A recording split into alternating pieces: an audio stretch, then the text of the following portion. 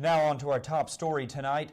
A new DPS study shows alcohol violations on campus have increased significantly. Now, the report reveals that 4 out of 5 college students drink alcohol, and it's causing them to miss class, do poorly on exams, and get lower grades. What we're responsible for reporting in these numbers is violations of state law or local. If you're 19 and drunk now, that's a violation of the law, and that one is clearly reportable. Joining us now is Nick Papantonis, who's been following this story. So Nick, what do you think exactly is the cause for this rise in alcohol consumption? Does it come with our new title as #1 party school? So DPS was the woman I interviewed at DPS said that they have no specific cause for it. They're not really sure what the 200 number increase is. They're tying it right now to the increase in enrollment at Syracuse University. So they think that because we have a record number of students, we also have a record number of violations.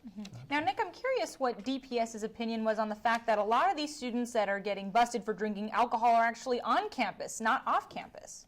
So the clip that we showed in the interview that I had, that was related to that clip right there. Basically, they were only reporting violations of state law. So as she said, if you're a 22-year-old and you're caught getting drunk, you're not going to be included in those statistics. You're not going to be, fraternities are also included in off-campus, and that also counts in University Village. So it's only in residence halls and in the South Campus apartments for people who are primarily 18 and 19 years old. That's a violation of state law. That's going to be reported. All right, Nick Papantonis starting us off tonight. Nick, as always, thanks.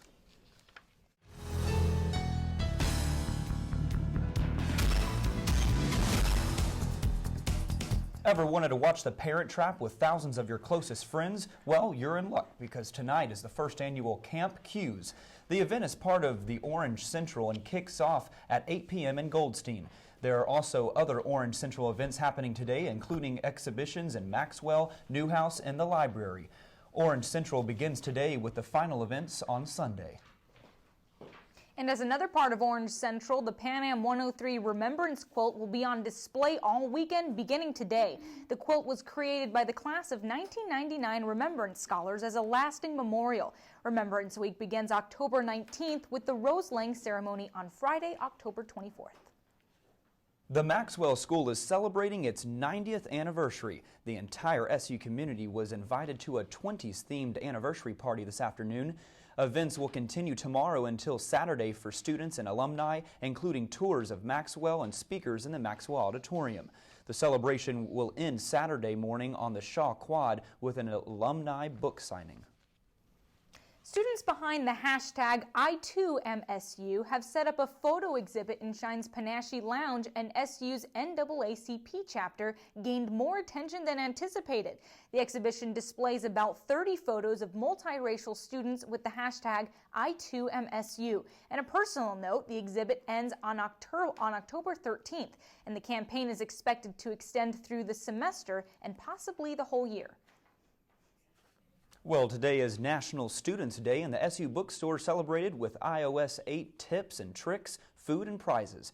There was also a student service showcase featuring Shaw Center literacy initiatives, Enactus, and Golden Key. The date to submit your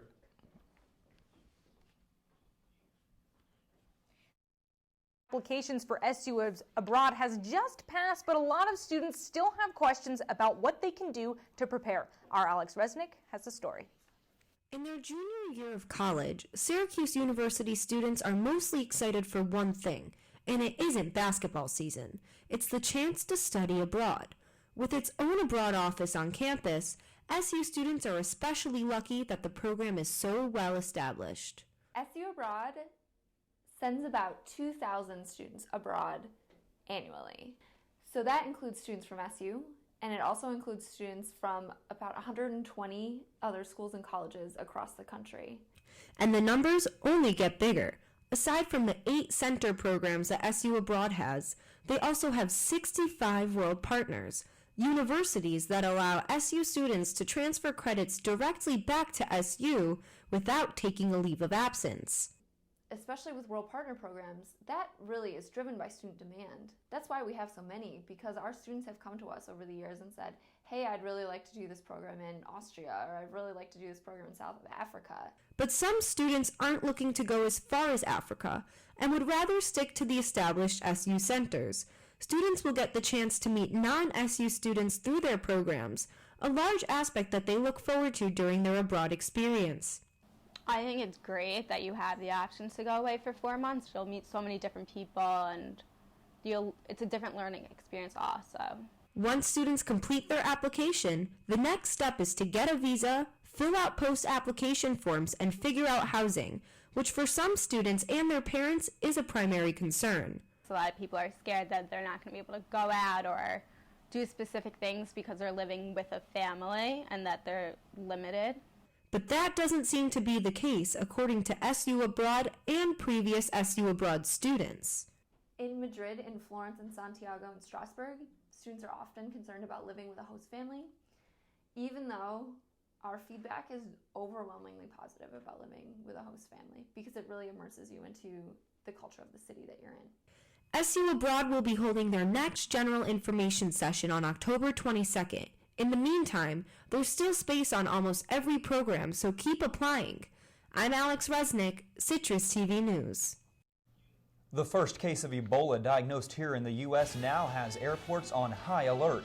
Coming up, analysis from our chief political correspondent. Plus, the global fight against ISIS hits a speed bump as the Islamic State takes control of a key border town. Starting to cool down into fall temperatures here in Cuse. I'll let you know what you can expect for the rest of your homecoming weekend coming up on CitrusTV News live at 6.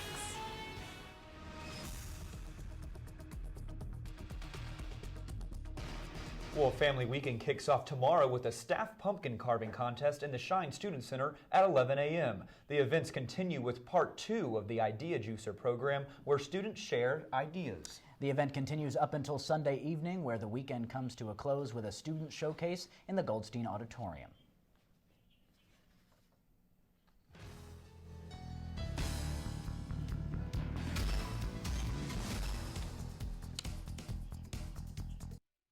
New York State Broadcasters Association celebrated the installation of its new Hall of Fame yesterday at the Newhouse School with a panel discussion.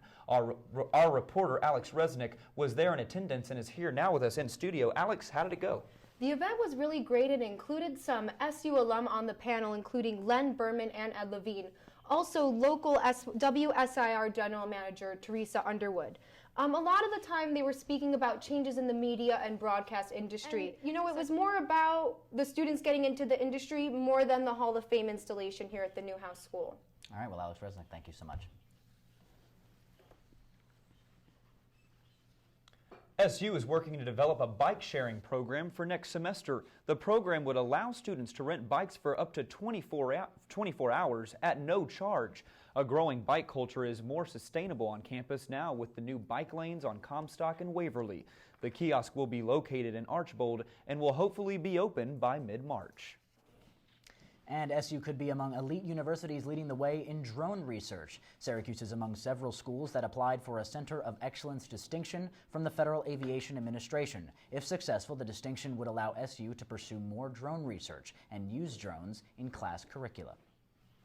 Students aren't just gearing up for Halloween this weekend, it's also Parents' Weekend. The Student Affairs Office says combining the two weekends was done out of necessity. And while there may be still many more opportunities for trick-or-treating, students will have to get creative when it comes to finding parties.